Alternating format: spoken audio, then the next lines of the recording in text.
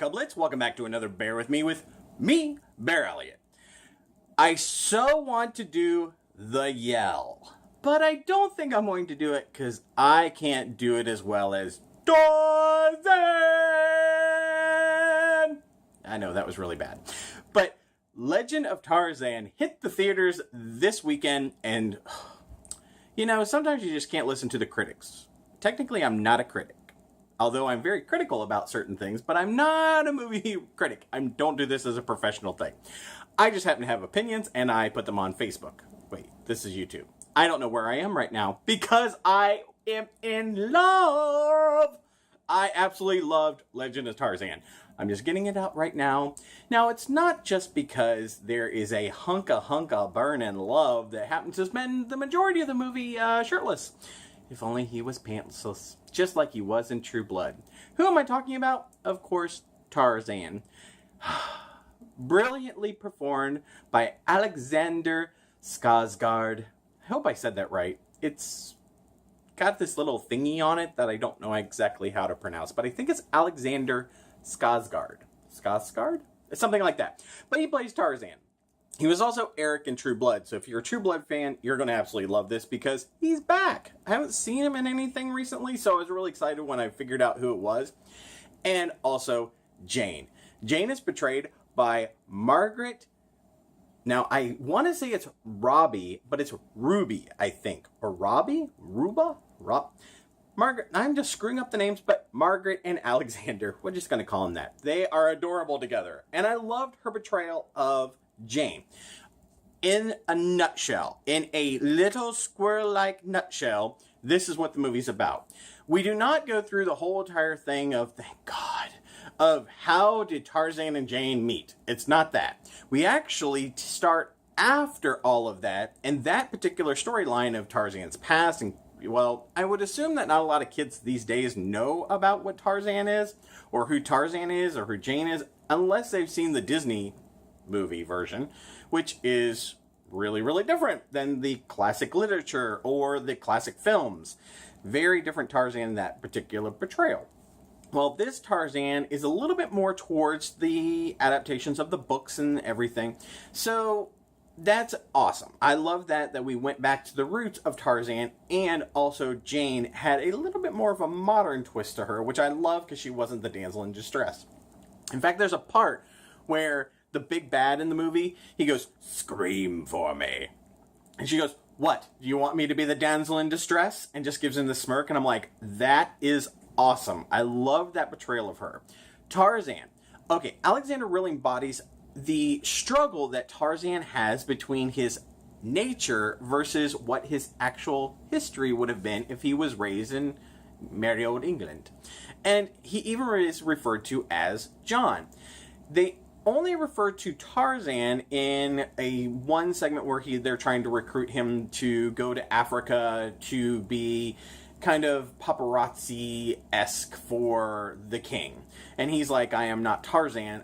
Other than when he's actually in Africa, he embraces that persona of himself, and they sing the tales of and the legends of Tarzan in the village.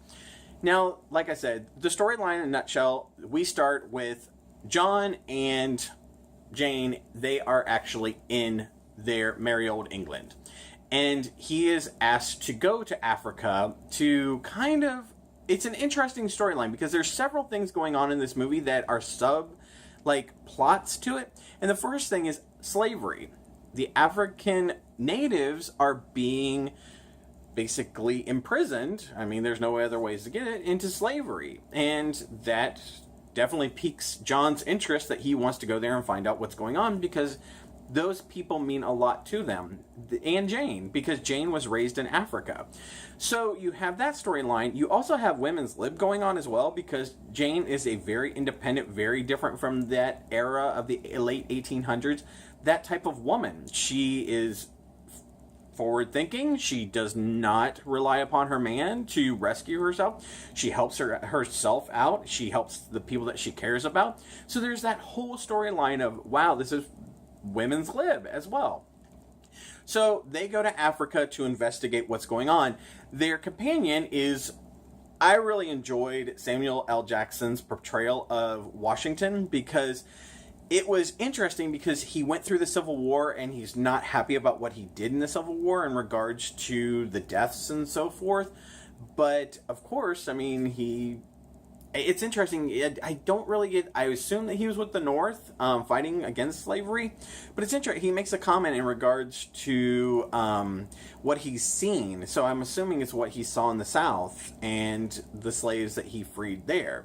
So you have that reflecting back upon his storyline of slavery and what's going on in Africa and stopping that.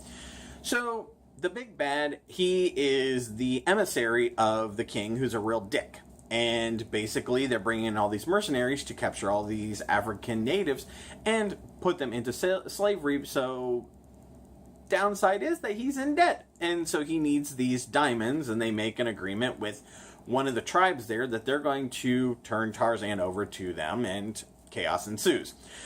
I don't want to give away the ending of this because I really, really enjoy this and I want people to go see this movie because I loved it. I really got into this movie. I saw this in IMAX 3D. I think that's a beautiful way to see it because the African cinematography is gorgeous. The digital effects were not impeding upon that cinematography, so I really thought it was beautiful. I loved how Tarzan interacted with well, of course I doubt they're real. I mean, it's so hard to tell if animals are real or fake in these days. But, of course, with his interaction with the animals, I felt like the lions were because of how he was interacting with them, rubbing faces with them. It's just a really great movie. The only downside to this movie, it doesn't know what exactly it is. Is it a kids movie, or is it a tween movie, or is it an adult movie? It doesn't really know where it falls, because in certain aspects, there's like not one drop of blood other than a cut on Tarzan's shoulder. There's not one drop of blood in this movie. People are shot in the head. People are stabbed. People are speared. I mean, horrible things happen to them, but they never bleed. So that was interesting. I was like, okay, there's not any blood in this movie, but there's obviously violence. But then you have, like, I guess kids would actually laugh upon it. The licking balls. When Washington is presenting himself to a gorilla, and the gorilla's like basically showing his nads to him. He's like, are you going to lick his balls? Tarzan says to Washington.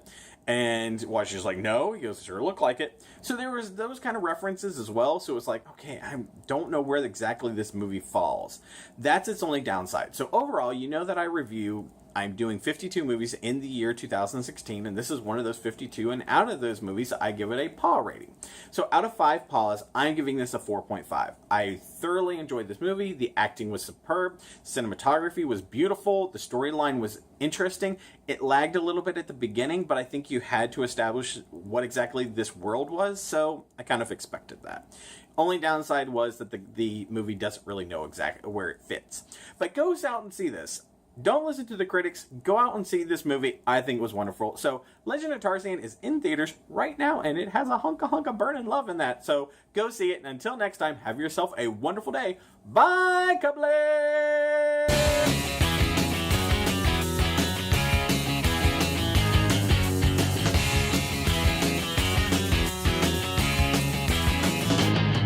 I could go out in the darkness, hear you calling my name. I hear you shouting, hear you calling, but it's not the same. Every word that you are throwing right into my back doesn't matter to me, cause I'm keeping my track. Let me go, let me go.